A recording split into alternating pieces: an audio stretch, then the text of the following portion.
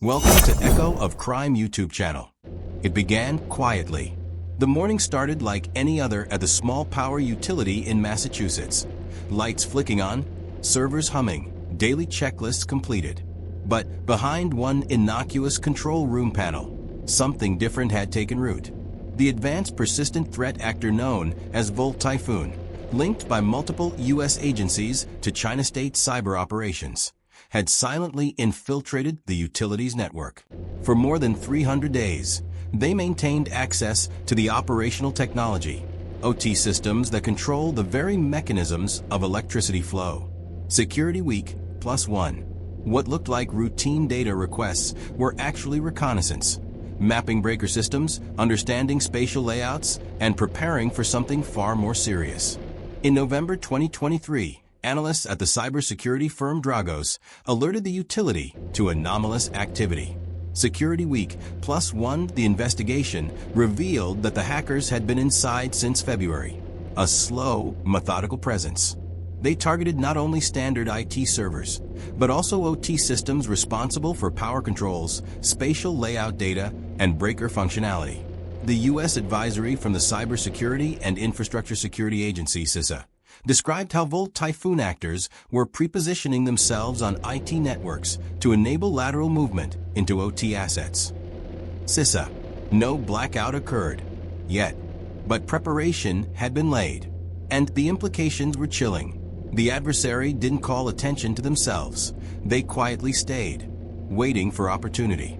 Inside the facility's control room, technicians scanned dashboards, monitored logs, assumed everything was normal. They were not expecting a breach of this kind, not from a group hiding in simple administrative accounts, routing traffic through consumer routers, blending into network noise.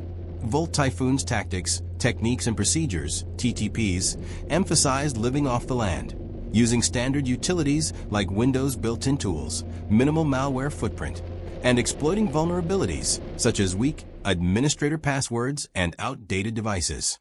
Wikipedia +1. In one sense, the simplest door was the real door, the one left unlocked because no one believed it needed locking. As investigators peeled back layers of logs and metadata, they discovered the scope of the preparatory work. The hackers had extracted GIS data, breaker system apps, operational manuals, and other documents that would give them knowledge about physical locations and vulnerabilities. Security Week +1. In an era where digital infiltration easily pivots into physical consequences, the extraction of spatial layout data isn't academic, it's tactical. The adversary was not simply stealing, they were mapping the battlefield. The utility and federal agencies realized this breach was not just espionage, it could become sabotage. The camera pans across the utility control room late at night. Blue monitors glow, status lights ticking. Outside the window, night falls. A quiet voiceover concludes. In the digital age, war doesn't always arrive with bombs. Sometimes arrives with code, patiently preparing, invisibly waiting. The lights stayed on that night because the plan was not to strike yet. It was to stay undiscovered. And when the power went out, no one would know where it came from. The silence of normal operations masked the intrusion. As technicians monitored routine status lights and control system dashboards, the group known as Volt Typhoon had already embedded itself into the heart of one U.S. power utilities infrastructure. Their method was deliberate. Exploit outdated firewalls, proxy through small office routers, and live off the land by using built-in system tools rather than malware. Microsoft +2 UDS. Department of War +2. In early 2023, the utilities IT team noticed a change. Administrative accounts were logging in from unexpected endpoints, machines being accessed at odd hours, but each individual event looked innocuous. What analysts later described as prepositioning had begun, accounts quietly escalating privileges, network paths slowly mapped, and operational technology, OT systems being observed rather than perturbed. The intrusion would last over 300 days. Dark reading +1. Meanwhile, the U.S. government and private sector partners were becoming increasingly worried. The breach didn't seem intended for espionage alone. It appeared to be about readiness for disruption. According to a congressional report, the objective of Volt Typhoon was to prepare to disrupt U.S. infrastructure, not just gather intelligence. Congress.gov+1. Once inside the network, the adversary moved slowly but confidently. They leveraged domain controller tools, used remote desktop sessions, and created shadow copies of user databases in order to harvest credentials. Every tool they used was legitimate. Built-in Windows utilities like VSS, PowerShell, and WMIC, making detection extremely difficult. U.S. Department of War +1. Their tactic followed a pattern. Gain a foothold via a vulnerable firewall or VPN appliance, escalate credentials, and then establish persistence in both IT and OT systems. They avoided blinking alarms by mimicking legitimate user behavior, logging in during business hours using known ports and erasing logs before they'd be reviewed. IBM +1. Investigators later described how the breach had moved from IT into OT. Systems that controlled breakers, spatial layout data of substations, and archived operational manuals. While the group did not trigger a blackout, the capability to do so had been quietly built. Dark reading. By late 2023, the utilities partners from the cybersecurity firm Dragos and federal agencies stepped in. They discovered the unauthorized access by correlating login logs, credential dump patterns, and anomalous network traffic through proxy routers. The discovery triggered a coordinated response with Cybersecurity and Infrastructure Security Agency (CISA) and the Federal Bureau of Investigation (FBI). Dark reading +1. What made this case unusual wasn't the intrusion itself. It was the duration and target. Over 300 days of undetected access into a U.S. power utility stood out. Analysts now consider this a clear example of pre-positioning, embedding access for potential future disruption. IBM +1. In response, CISA issued a cybersecurity advisory emphasizing the threat. The adversary is not just gathering information. They are positioning for potential disruption. CISA. The technical details were rapidly shared across the industry. Use of outdated edge routers, exploitation of default credentials, and the use of multi-hop proxies through compromised home networks, all characteristic of Volt Typhoon's TTPs, tactics, techniques, and procedures. U.S. Department of War +1. For the utility, the incident sparked urgent changes, compartmentalizing OT from IT, enforcing multi-factor authentication, frequent log reviews, and mandatory rapid patching of vulnerable devices. For the nation, the incident served as a warning that the light staying on isn't proof of safety. You may not see the threat until it's too late, one senior cybersecurity official said. UMBC +1. Across boardrooms and government agencies, the incident shifted thinking from if to when. If an adversary can silently learn a power grid's operations, the potential for disruption becomes real, urgent, and national. The stage was set not for if they could, but for when they would. Camera drifts through a dark control room corridor. Monitors flicker in quiet blue tones. The hum of servers is almost too soft to notice. Outside, the sky transitions from dusk to night.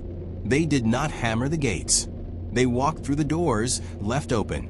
And when the time came, every breaker, every substation, already had a stranger inside watching. By early 2024, what had begun as a quiet infiltration became a full-scale national concern. The group Volt Typhoon, a state-linked cyber threat actor targeting U.S. critical infrastructure, had quietly embedded itself in a U.S. electric utilities network for over 300 days, collecting operational technology data and spatial layout information of power systems. Dark reading +3 Security Week +3 Water ISAC +3. When a utility located in Massachusetts finally discovered the breach in November 2023, a coordinated response followed. Investigators from Dragos, Cybersecurity and Infrastructure Security Agency (CISA) and the Federal Bureau of Investigation (FBI) began remediation efforts and public disclosures. Dark reading +1. The public learning that hackers had access to vital infrastructure triggered immediate reforms across the power grid sector nationwide and raised urgent questions about what a worst-case scenario could look like. Once the breach was confirmed, The utility and federal partners launched a remediation campaign. Servers were isolated, compromised credentials changed, remote access points shut down, and OT systems decoupled from IT networks. Microsoft +1.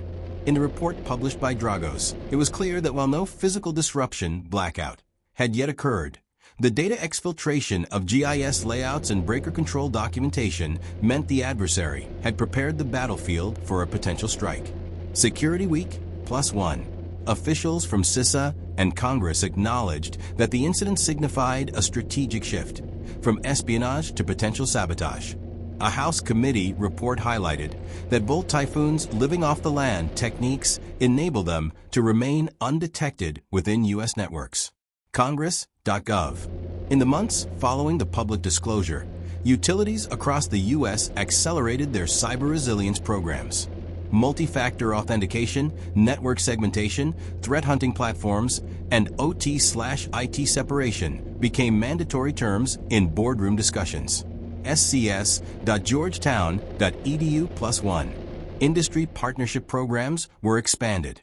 CISA issued advisory cybersecurity, advisory A24030, urging owners and operators of critical infrastructure to assume adversaries already exist in their networks and to prepare for lateral movement into OT systems. CISA. For the grid sector workers, the incident became a case study. Infiltration may not look like an explosion, but it can be far more dangerous if it is invisible and persistent. Though no mass blackout has been publicly attributed to Volt Typhoon so far, cybersecurity leaders warn that the potential remains very real. The hack proved that physical infrastructure, substations, breakers, distribution systems, is only as secure as the networks that control it. Dark reading +1. The message to the private sector was critical. The fact your lights haven't gone out yet doesn't mean you aren't a target. What matters is preparedness, visibility into hidden compromise, and continuous monitoring. Ultimately, the breach didn't end with one utility. It ended with a shift, from reacting to preparing, from we hope we're safe to we know we're vulnerable. In the final scene, the camera drifts across a vacant control room at dusk.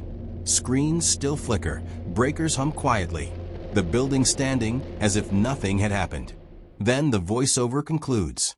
The enemy didn't arrive in boots or bombs.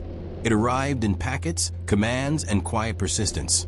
You may not see the hacker in the room, but you'll feel it when the power goes off. And when that happens, the work done today will be the only thing standing between darkness and light.